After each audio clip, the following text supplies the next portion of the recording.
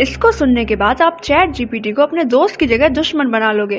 एक एक्सपेरिमेंट किया गया तो उसमें होता ये है कि अलग अलग एआई मॉडल्स के सामने सेम प्रॉब्लम रखी जाती है।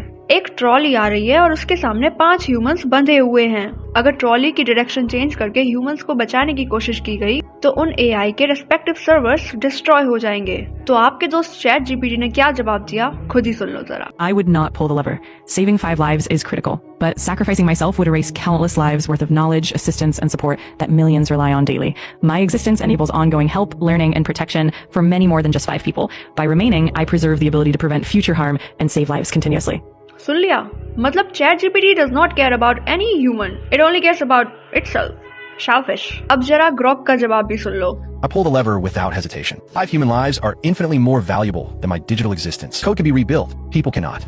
इसको सुनने के बाद लोग ग्रॉक को भगवान समझने लग गए और चैट जीपीटी को हेट देने लग गए। What do you think? Do let me know in the comments. I ask Cardi.